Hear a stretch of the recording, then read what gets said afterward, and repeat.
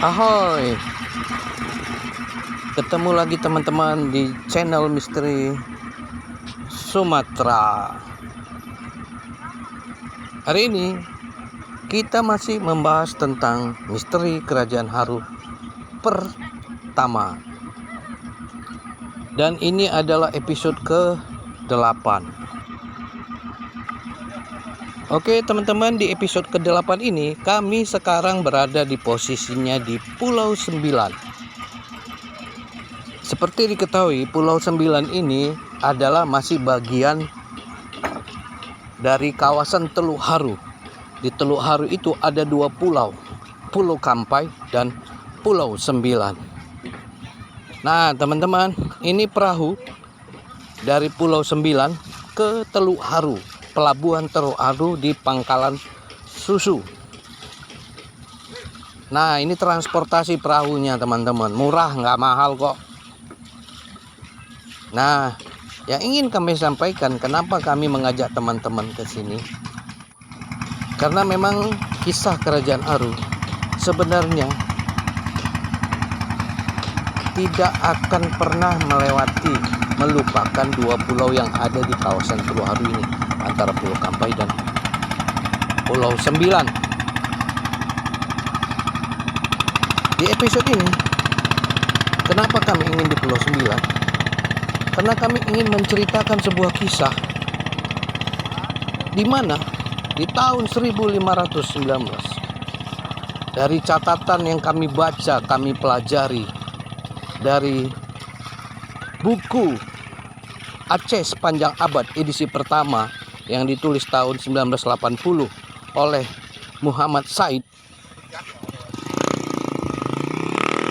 bahwa kawasan ini pernah didatangi penguasa Portugis di tahun 1519, yaitu Alfonso Albuquerque.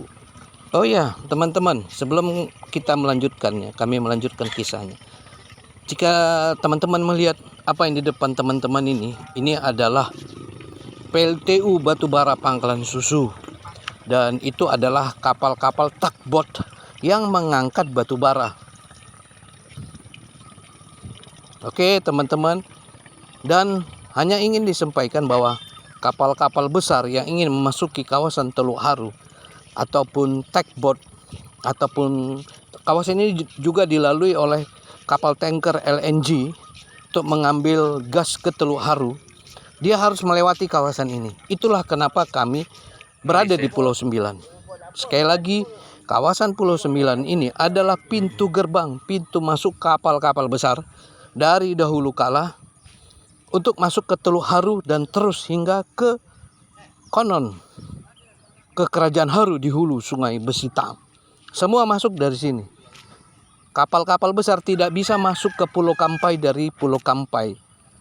Jadi dahulu kala kapal-kapal besar itu, baik itu dari zaman-zaman era kedatangan Singosari, kedatangan Majapahit hingga penguasa Portugis di tahun 1519 itu, kapal-kapal besar itu melalui kawasan ini, di depan Pulau 9 ini. Lihat teman-teman, ini adalah tugboat dari Selat Malaka, dari Laut Lepas ingin masuk ke kawasan Teluk Haru. Ini tugboat Pertamina, karena di dalam sana, di belakang sana Teluk Haru ada tempat Pertamina. Dulu ada pelabuhan Pertamina dan sekarang masih berfungsi untuk alur masuk gas LNG. Nah, ini coba Anda bayangkan kenapa kami ingin membuat video ini di sini. Kami datang khusus ke Pulau 9 karena ingin membuktikan bahwa kapal-kapal besar dari dahulu kala kalau mau masuk ke Teluk Haru, mau menuju Kerajaan Haru Besitang, di ulunya harus melewati jalur masuk yang ada di Pulau 9. Jadi dahulu kala, mulai dari zaman era kunjungan pertama utusan Tiongkok tahun 665 ke Pulau Kampai, dia harus melewati sini. Mau masuk ke Pulau Kampai, mau masuk ke Teluk Haru, mau masuk ke Kerajaan Haru pertama, semua akan melewati jalur pintu masuk ini di depan Pulau Sembilan ini, baik itu yang dari Selat Malaka. Nah, ada sebuah kisah dari catatan Aceh sepanjang abad yang di awal sudah kami sampaikan. Dan itu kisah menguatkan, membuktikan bahwa nama Teluk Haru ini, kawasan Teluk Haru ini sudah lama memang. Hanya namanya sedikit berbeda. Tapi kami yakin kawasan yang dikunjungi penguasa Malaka dari Portugis, yaitu Alfonso Albuquerque, itu mengatakan bahwa dia di dalam catatan perjalanannya, Alfonso de Albuquerque mengatakan pada tahun 1519 Alfonso Albuquerque hendak berangkat pulang ke India, di mana rencana mau singgah ke Pasai namun tertunda. Akhirnya sebelum dia ke India didahului dulu mau ke Cochin. Tidak berapa lama bertolak dari Malaka, dia masuk ke Kuala Aru. Sekali lagi kami katakan dia masuk ke Kuala Aru. Di tempat itu banyak pertukangan pembuat kapal. Nah, catatan ini, kisah ini kami baca di buku Aceh Sepanjang Abad yang ditulis Muhammad Said pada tahun 1980. Dan catatan-catatan yang dia dapat itu semua tertulis di catatan perjalanan Alfonso Albuquerque yang konon semua dokumennya disimpan di Lisabon, Portugal. Nah, kami senang waktu kami membaca kisah ini. Dan itu membuka bahwa cerita selama ini tentang Kerajaan Haru pertama yang berada di Teluk Haru itu membuktikan bahwa kawasan itu benar. Hampir benar. Karena apa? Karena ditulis di situ, catatan itu, de Alfonso Albuquerque singgah ke Kuala Aru. Dan di dalam itu, di dalam Kuala Aru itu terdapatlah ahli-ahli pertuangan dan pembuat kapal. Di deskripsi kami akan menuliskan secara detail apa catatan itu, sehingga semua pihak teman-teman bisa membuktikannya. Nah, dari sinilah kami bisa mengerti bahwa nama Teluk Haru dan Kuala Aru kami yakin itu tidak akan jauh berbeda. Kenapa? Karena di tahun itu de Alfonso sebagai penguasa Portugis di Malaka mau pergi ke India, pasti dia naik kapal besar. Dia kan penguasa, salah seorang raja muda dari Portugal yang telah menaklukkan Malaka. Dia menaklukkan di tahun 1519 dan dia tinggal beberapa tahun, mungkin hampir 10 tahun membangun benteng di Malaka, baru dia berangkat lagi ke Portugal, singgah ke Goa, India. Nah, ini yang ingin kami sampaikan. Di tahun itu dia singgah ke Kuala Aru.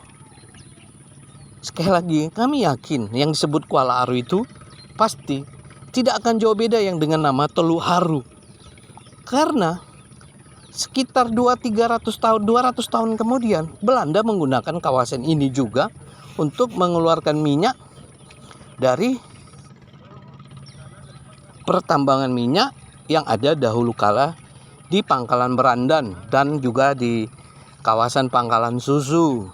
Seperti kita ketahui, Belanda memiliki awal-awal tahun 1800-an dia mempunyai pertambangan minyak, dan kawasan ini sudah dinamakan Belanda namanya Teluk Haru. Di peta Belanda nama ini namanya Teluk Haru. Kami yakin Belanda juga akan mengikuti apa yang telah ditulis Portugis. Karena tidak mungkin ada perbandingan, ada perbedaan nama antara Kuala Aru dengan Teluk Haru. Ingat ya, Kerajaan Haru itu luas. jika Alfonso de Albuquerque singgah ke Kuala Aru ini dan dia melihat adanya tempat pertukangan kapal, tempat pembuat kapal di dalam Kuala Aru. Itu memang sekarang juga tempat pembuat kapal itu ada. Baik itu perahu-perahu masyarakat maupun docking dari kapal-kapal besar yang mulai dari zaman Belanda hingga Pertamina. Di dalam ini nanti kami akan tunjukkan di akhir episode bahwa docking Pertamina, pembuat kapal, perbaikan kapal semua ada di kawasan ini. Jadi apa yang ditulis di catatan Alfonso itu, kami yakin tidak akan jauh berbeda. Kami dari awal juga meyakini bahwa kerajaan Aru yang luas ini mempunyai tempat pangkalan kapal yang sangat cocok, itu hanya di Teluk Haru. Tempat menyimpan kapal. Seperti di episode kami bilang bahwa konon kawasan ini juga pernah menjadi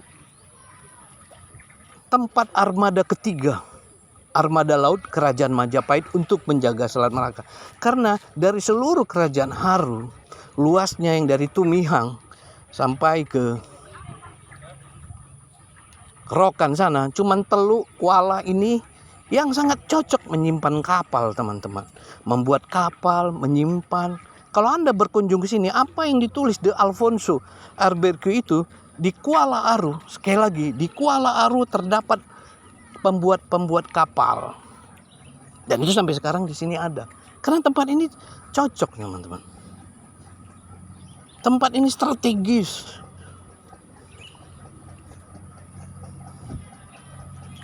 Oke, teman-teman. Sebelum kami lanjutkan, kita lihat dulu ada sebuah kapal bot milik Pertamina yang akan keluar menuju ke Laut Besar ataupun ke Selat Malaka. Yang jadi pertanyaan kami, kenapa penguasa Portugis itu, de Alfonso Albuquerque itu, singgah ke Kuala Aru? Karena di catatan yang tertulis di Aceh sepanjang abad, itu jelas ditulis Kuala Aru. Dan dalam kisah itu juga diceritakan bahwa de Alfonso Albuquerque masuk ke Kuala Aru dan dia juga merampok 3 kapal yang penuh muatan dan juga membawa ahli-ahli kapal, diculik, ditulis di situ, untuk dibawa ke Cochin. Lalu dari Kuala Aru ini dia berangkat ke Kuala Tamiang. Ingat ya teman-teman, dia sudah masuk ke Kuala Aru dan dia akhirnya sudah mengerjakan semua niat jahatnya itu. Dia keluar dari tempat yang sama menuju ke Kuala Tamiang. Anda tahu di mana Kuala Tamiang itu? Itu sekarang berada di Aceh Tamiang. Dan nama itu Kuala Tamiang juga ada di sana. Artinya apa? Antara Kuala Aru dengan Kuala Tamiang itu berdekatan. Karena de Alfonso Albuquerque menulis catatan itu tidak ada jeda, tidak ada dia singgah lagi. Dan kalau dilihat dari peta kawasan dan kami diskusi dengan para nelayan di sini, tempat itu memang ada.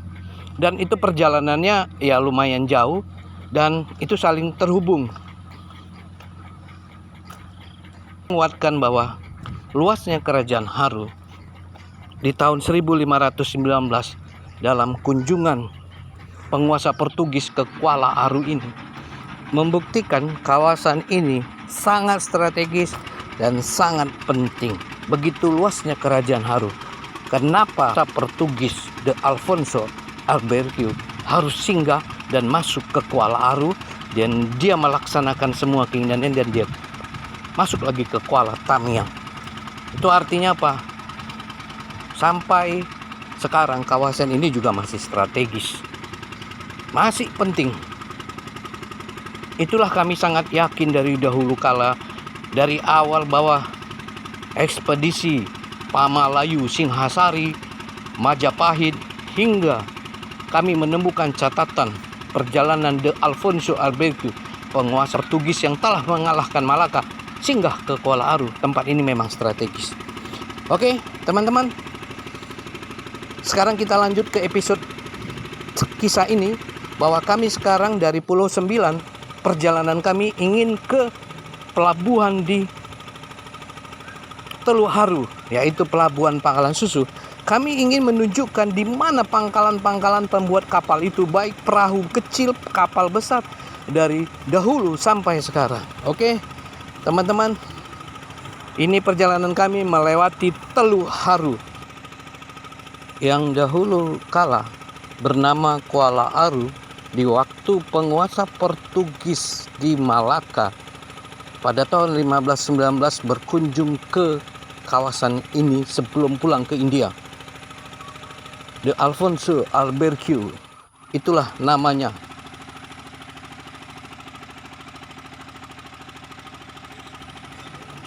Inilah teman-teman Kuala Aru, Teluk Haru. Tidak akan pernah berpindah karena dari dia kisah yang ditulisnya itu, Kuala Aru dan Teluk Haru sampai sekarang tempat yang sama. Jadi teman-teman, kalau semua kapal ingin ke Pulau Kampai ataupun Teluk Haru ataupun menuju ke Kerajaan Haru pertama dahulu kala, dia harus melewati Pulau Sembilan, melewati masuk ke Teluk Haru. Yang jadi pertanyaan kami adalah, kenapa penguasa Portugis di Malaka yang bernama Alfonso de Albuquerque itu singgah ke Kuala Aru? Itu ya pertanyaan kami. Teluk Haru, Kuala Aru, ataupun yang namanya Kerajaan Haru itu kan luas. Kenapa dia mencatat dengan detail yang namanya Kuala Aru dan Kuala Tamiang?